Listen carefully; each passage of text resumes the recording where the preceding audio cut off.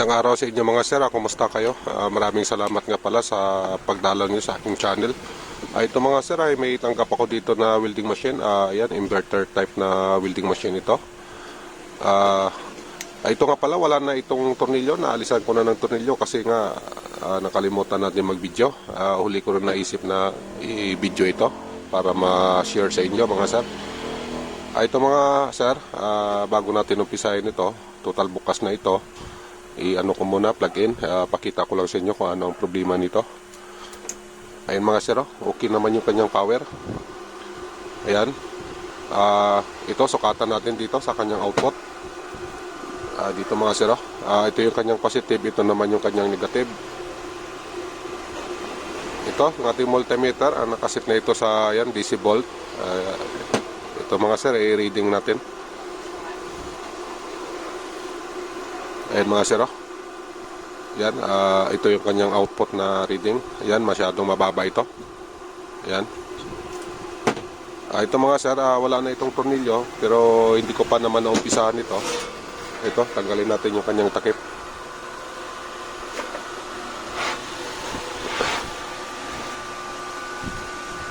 Ito mga sir, maliit lang naman ito. Yan, yung kanyang parts. Ayan. Mukhang bago pa naman. Tsaka yung kanyang pan naman, ayan o, operational naman yung kanyang pan, umiikot naman. Tsaka dito tayo sa kabila. Ayan mga sir, ayan, hindi pa ito nagalaw.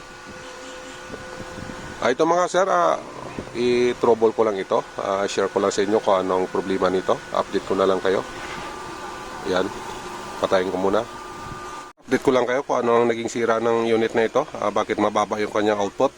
Ito mga sir, yung kanyang naging sira. Ayan o. Ayan. Parang nasunog na ito. Ayan mga sir o. Ayan.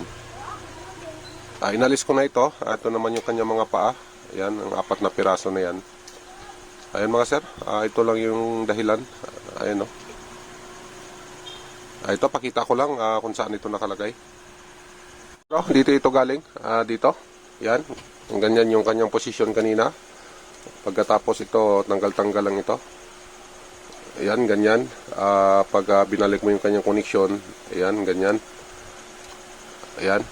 So ito mga sir, ayan, inalis na natin ito. Bali, ang ginawa natin dito, ito na, direct na tayo. Ayan, no.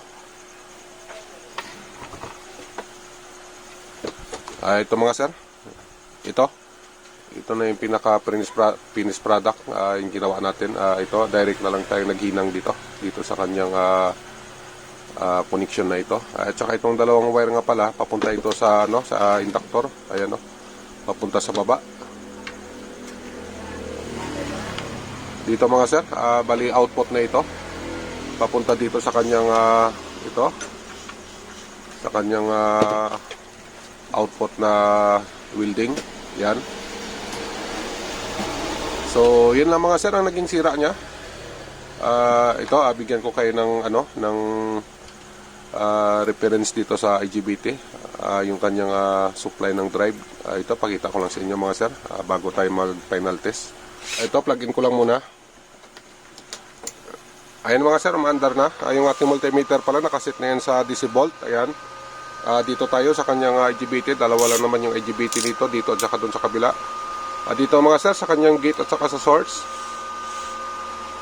Yan mga sir, may reading tayo dyan na yan 0.1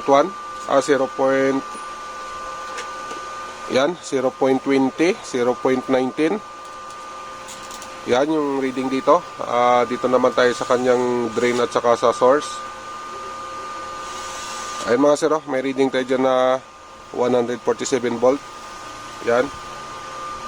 Ito mga sir, iba yung reading nito. Kasi yung ginawa ko kanina na ganito din na welding machine, ang reading naman nun, nasa 1.85 yung kanyang gate at saka source. Ito naman sa kanya, iba naman yung reading nito, nasa 0.20. Ito, ikutin natin dito, sukatan din natin dito sa kabila.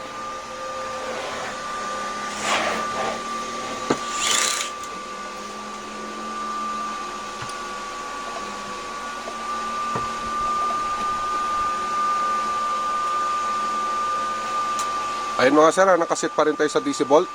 Dito tayo sa kanyang ganun din. Dito sa kanyang gate at saka sa source. Ayun mga sir, 0.21. Yan, yung kabila kanina 0.20. Dito 0.21. Dito tayo sa kanyang drain at saka sa source. Ayun mga sir, same lang doon sa kabila, 147 volt. Yan. Ayun mga sir, okay na ito. Magkaiba-iba pala ang ano nito, yung supply sa kanyang dito sa kanyang gate at saka sa source. Yung kanina kasi iba din yung reading noon, iba din ito. Dito tayo sa kanyang output. Dito tayo sa harap mga sir, final reading tayo. Dito kanina sa output niya, dito sa baba. Balik kasi ang reading nito kanina, mababa ito, nasa 3.3 volt lang. Pagka ganun kasi ang reading, hindi talaga yun makapag-weld, hindi yun mag-spark. Ito mga sir, kasi nagawa na natin, bali yun lang naman ang ginawa natin kanina. Yun lang, yung terminal na yun. Ito mga sir, reading tayo dito. Ganun na proseso din. Dito yung ating positive, dito din yung ating negative. Yan, ganyan. Ito mga sir, yung kanyang reading Ayan, nasa 59 volts. Pagka ganito kasi ang reading, normal na ito mga sir. Sigurado na ito na makapag-welding ito. Ayan mga sir, nagawa din natin ang unit na ito. Maraming salamat nga pala sa oras nyo, sa pagpanood. Sana makatulong ito sa inyo, itong pag-share na ito.